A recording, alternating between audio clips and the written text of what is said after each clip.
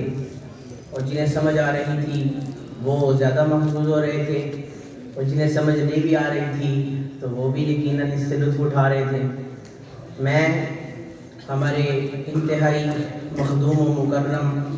حضرت مولانا عثمان بن فاروقی صاحب دامت برکاتہم عالیہ نے بڑا پیارا بیان فرمایا،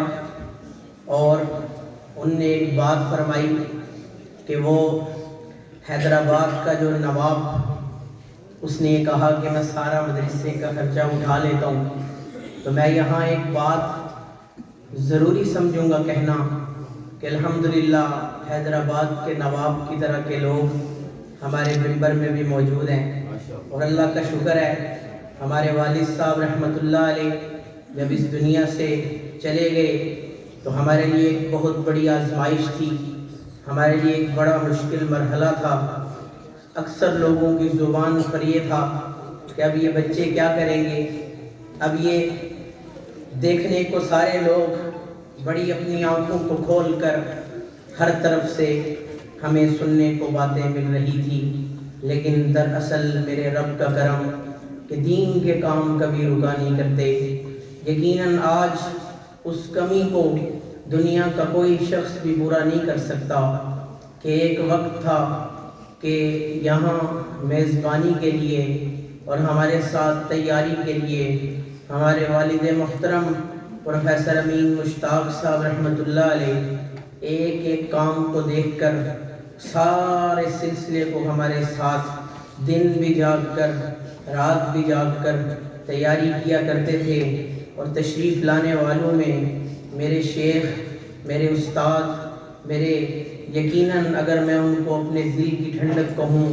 اپنی روح کی تازگی کہوں تو کوئی مبالغہ سمجھے میں نہیں سمجھوں گا، کیونکہ اللہ نے ان کے پاس جانے کی برکت سے ہماری زندگی کو تبدیل کیا، اور دین کی اللہ نے جتنی بھی سمجھ اور آگے دین کی خدمت کی توفیق دی، یقیناً انہیں کے پاس جانے سے یہ انقلاب برپا ہوا۔ وہ تشریف لایا کرتے تھے۔ تو یہ دونوں کمیاں ایسی ہیں کہ جن کو یقیناً کوئی بھی پورا نہیں کر سکتا، لیکن میں یہ بتانا چاہوں گا کہ حیدرآباد کے نواب کی طرح کے لوگ آج بھی موجود ہیں جو الحمدللہ ہر موقع پہ ہمارا ساتھ بھی دیتے ہیں، اور جو کوئی تقاضا آتا ہے، چاہے وہ ترکی میں زلزلہ زدگان کی خدمت ہو، چاہے وہ سیلاب زدگان کی خدمت ہو،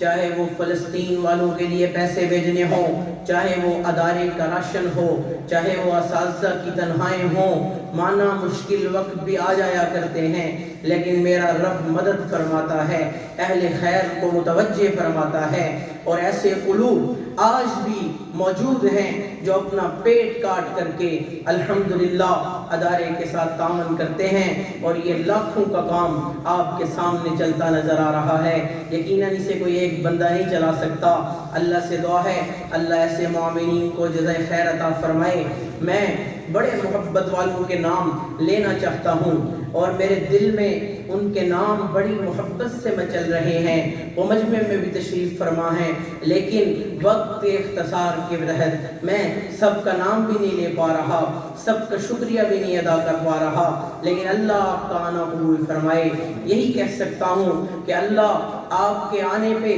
آپ کو دنیا اور آخرت کی بلائیاں نصیب فرمائے، اور اللہ کرے جب آپ اس مجلس سے اٹھ کر کے جائیں تو سارے کے سارے گناہ جڑ چکے ہوں اور اللہ کی رحمت سے جولی بھر چکی ہو۔ اب آپ کے سامنے بغیر نہ کسی تاخیر کیے اس خوبصورت آواز کو، اس خوبصورت انداز کو دعوت دینے لگا ہوں، یقیناً جسے پوری دنیا میں لوگ سننے کے لیے ترستے ہیں، اور اللہ ان کو جزائے خیر عطا فرمائے۔ یہ میری ایک معمولی سی کال پر ان نے اپنے دیے ہوئے پروگراموں کی ترتیب کو بدل کے اس میں سے وقت نکال کے ہمارے پاس تشریف لائے۔ میری مراد عالمی شہرت یافتہ ثنا خان مصطفیٰ، مداح صحابہ و اہل بیت، شاعر اسلام جناب محترم سید عزیز الرحمان شاہ صاحب ہیں کہ وہ تشریف لائیں اور اپنا نعتیہ کلام اور وہ اپنا منظوم کلام پیش فرمائیں۔ آپ سب سے میری درخواست ہے کہ ایسے ذوق سے سنیں کہ پھر یہ وہ کلام بھی پڑھ دیں جو بہت کم جگہ پہ پڑھا کرتے ہیں۔